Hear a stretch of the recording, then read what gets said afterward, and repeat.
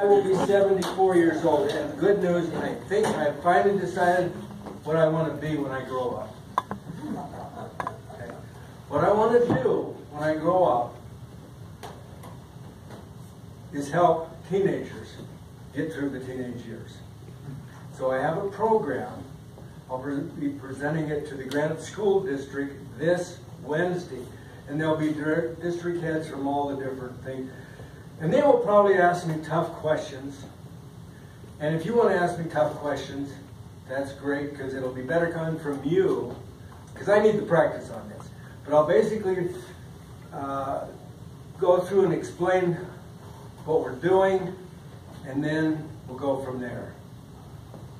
So first of all, I'll hand these out. I think we have just about enough of these for everybody.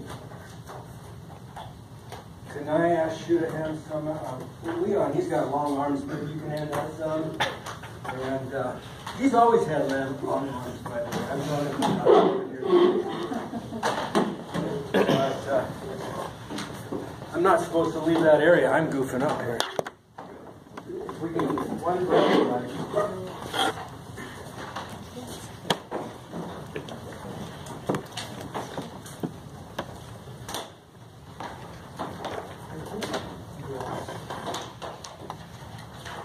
Okay, so basically, this is coping skills for teenagers.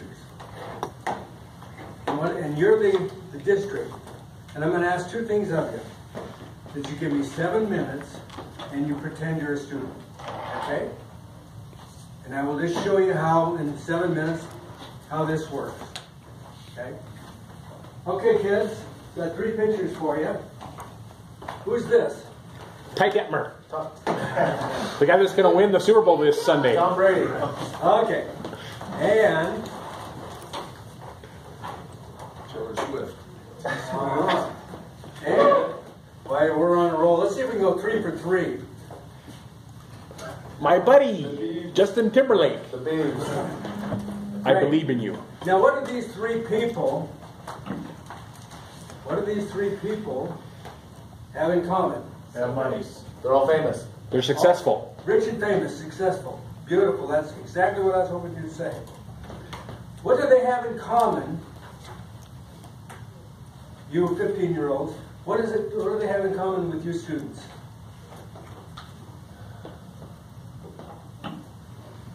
They once were 15. They were once 15 and ordinary. But they developed 2 skills. And they became unstoppable. Now there are 3 kinds of students. There's a student going through class like tense and tight, frustrated. There's bored.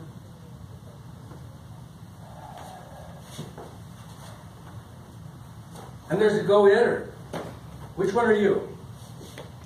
All of them. No, you're only one. Go-getter. Which one would you like to be? Story number 1. Bear with me on this. Some of you have heard this story 47 times before. 700. My daughter, Vanessa, when she was 8 years old, her job around the house was to collect the trash baskets. 8 little baskets just around the house. She hated the job. She'd just pick at it. It would take forever. She'd go days at a time without doing the basket. And when she did, it looked like she was a miserable slave. One day, one summer, at the crack of noon, Vanessa woke up and it looked like this. The phone rings.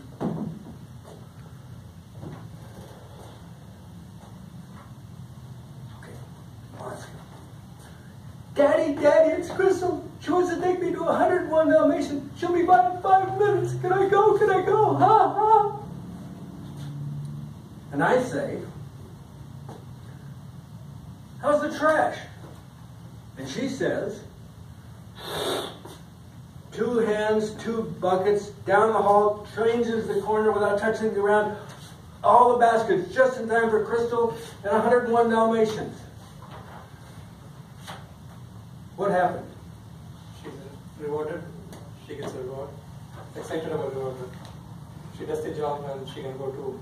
Yeah. Right. So what happened here and here? She figured out what motivated her? Mm-hmm. Maybe, no, you figured out what motivated her. Excited. And when she got excited, what happened? Goals got met. Yeah, and what happened to her body? Emotion. So she went from zombie state to Wonder Woman just by working this and this. At this point, normally I would tell another story of the negative points, how somebody used their body negatively and their mind negatively for negative results. But in the interest of time, I'm going to state that we are about as happy or sad as we make up our mind to be, and that we can change our state in a moment. And to illustrate that, if we could all stand up, please.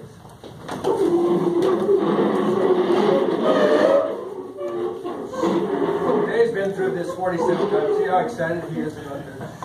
Okay. First of all, go like this. Tighten everything. Everything's tight, close together. Pinch your teeth, your bones, your nerve. Hold this for 10 seconds. Tighter, tighter. Good. Didn't that feel good, Shane? No. Oh, I must have done it wrong. Now, try this.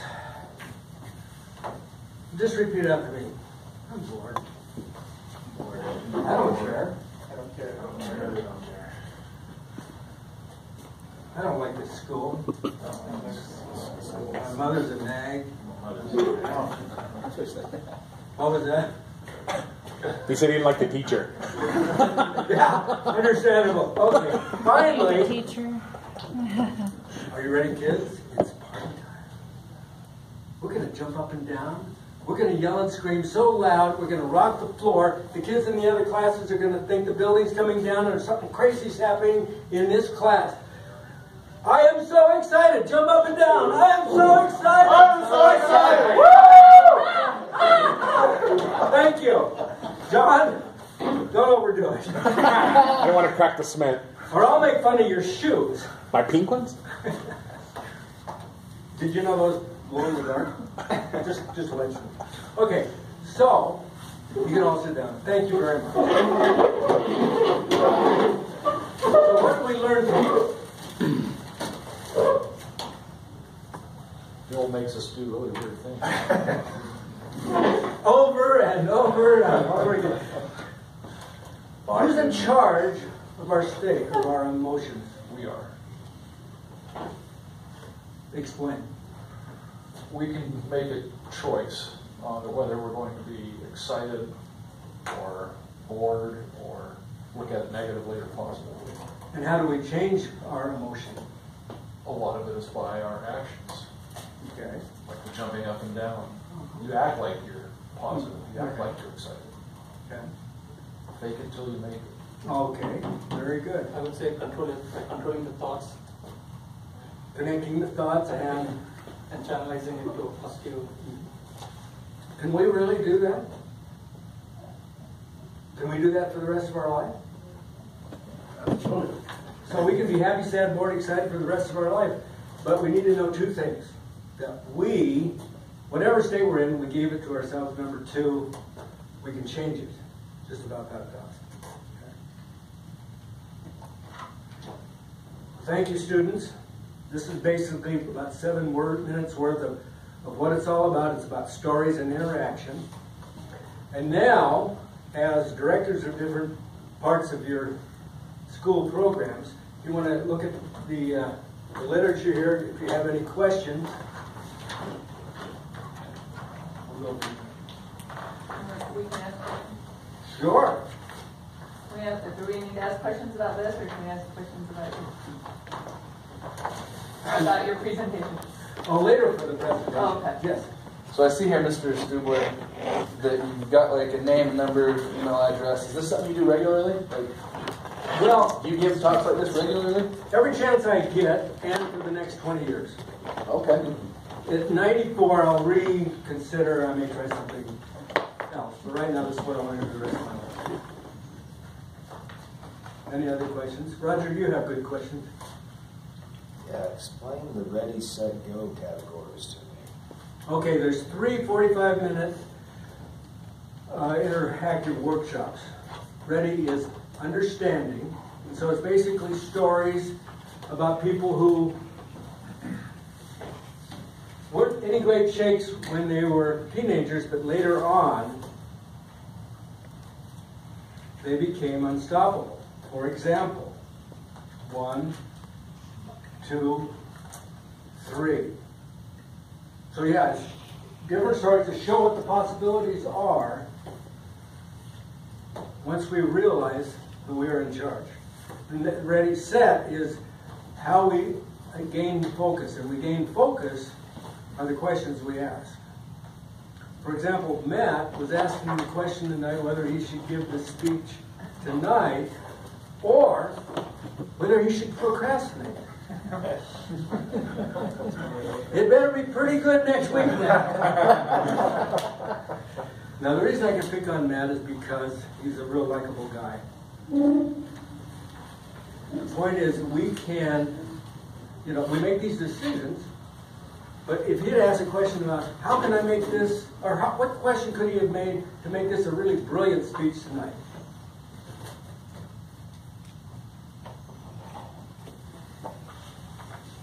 I don't understand the question.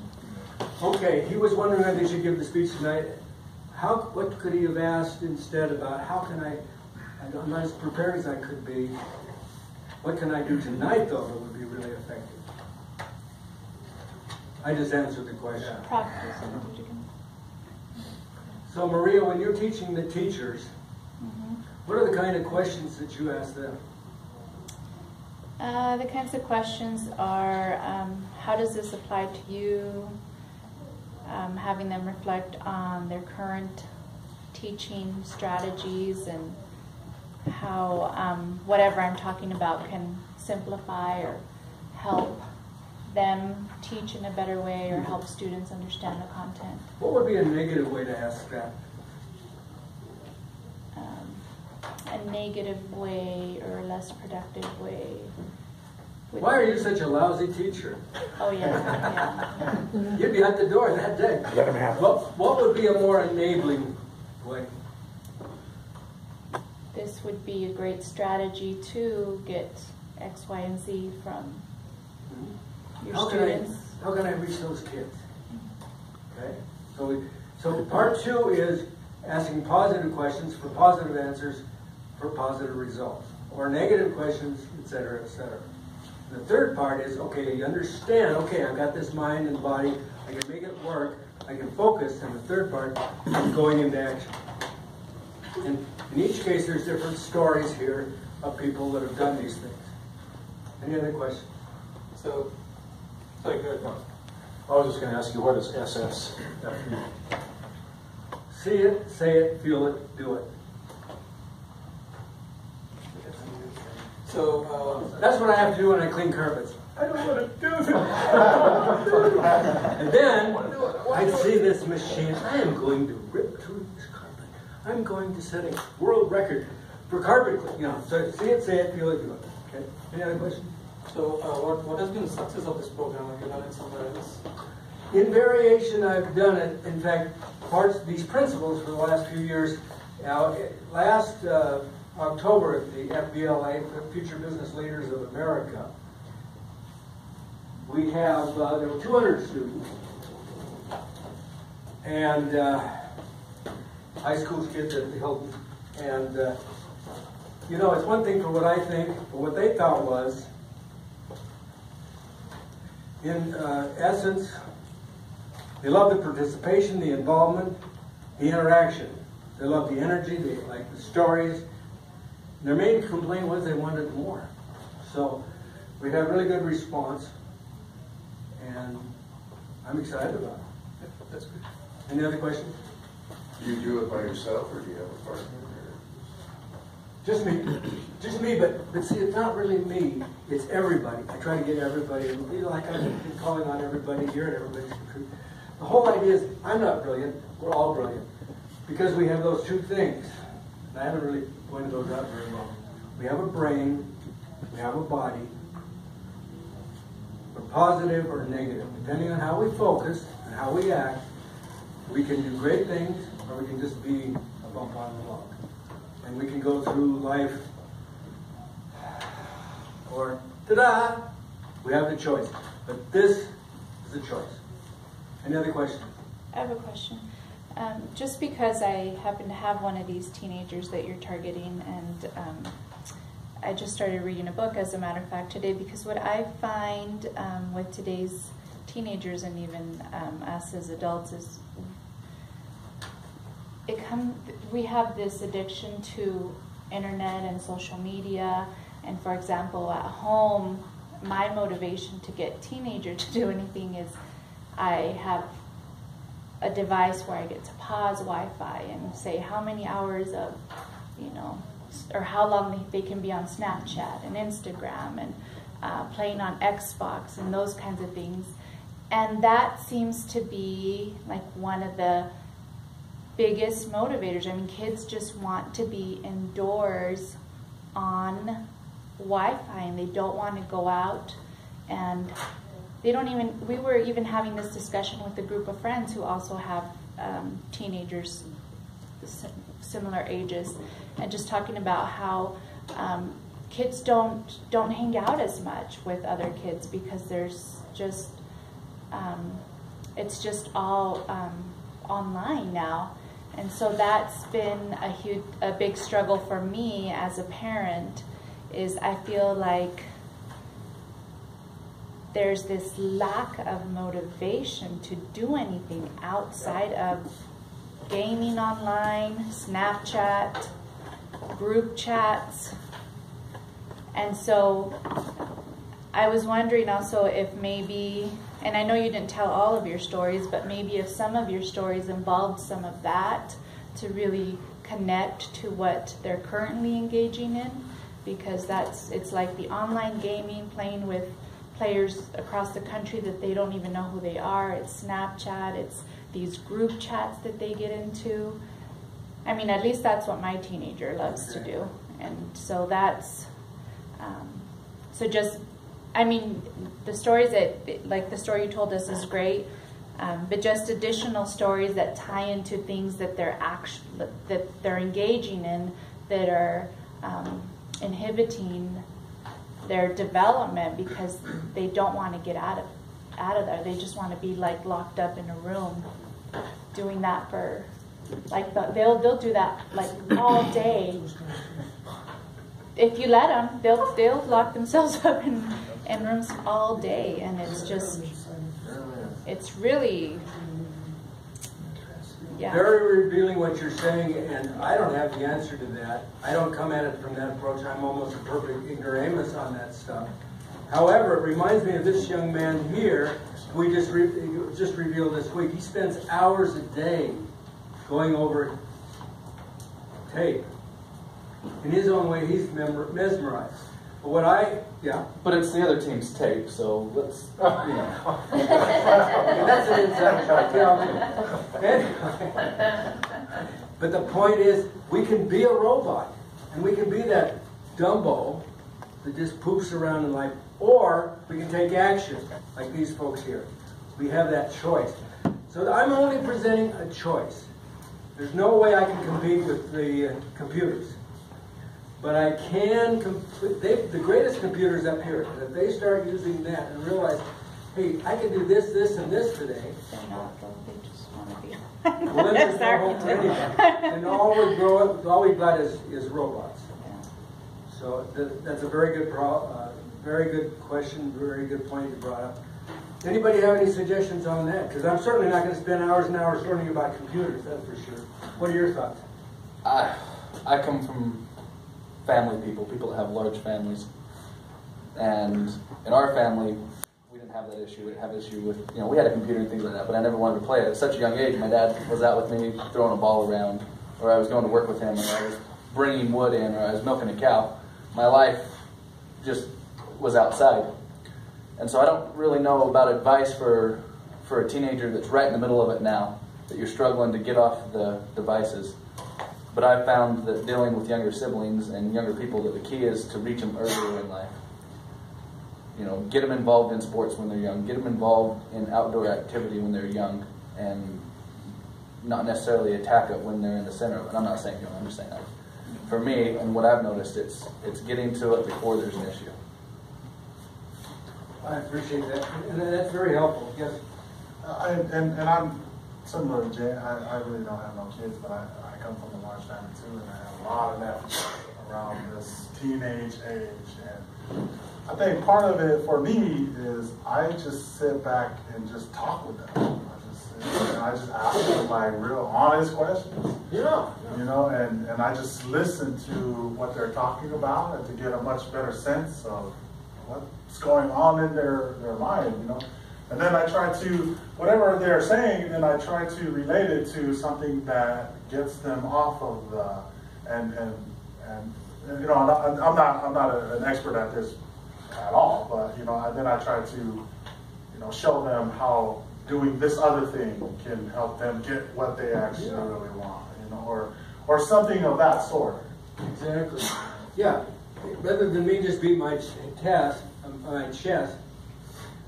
again, conversation. I guess I wasn't saying like you had to delve into, I know that's a huge topic, but not completely like delving into it, but just making that connection, because regardless, even if they play sports or they've been outside, if they live in the city, if they're not like down in the, you know, it's nice the way that you grew up, but not that you're gonna really go deep and dig deep into it, but you're just gonna make that connection, that you know, because this isn't just something that's happening to a small minority. I mean, it's a large minority of the kids that we have now. So just making that connection to, like, you're aware of what's happening, and and then you just go on to strategize with your program. So that they don't write you off as some old guy that doesn't. Well, I am some old guy, but.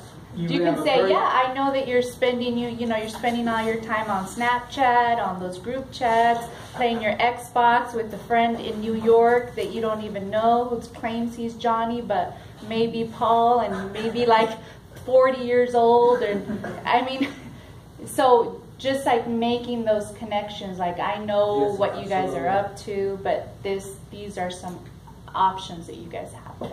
That would be my suggestion. Very on point, very helpful. Something I don't have the answer for, but something to work on. Any other thoughts? Yeah, I was going to say, tie that into the ready, set, go. Like, get up off your butts and let's do this or whatever. I know they don't want to hear that, but that's probably the last thing. There's no hope for civilization at this rate. I mean, you can humor it because you've got that natural talent to make it humorous. So you just ask your grandkids 3 things that teenagers do. I'm sure you have teenage grandkids, and they'll tell you. Write them down, and then ask them to tell you a little bit more about it. Make it humorous and tie it in. Okay. So that they see that you're relevant and you're like, you know what's happening nowadays. I voted for Hoover in the last election. I'm going to have more questions. Since you're so smart on this, I'll have more questions. I really appreciate that. Any last thoughts? I did. Okay, thank you. Appreciate your time, and I went way over, but you're very helpful. Thank you.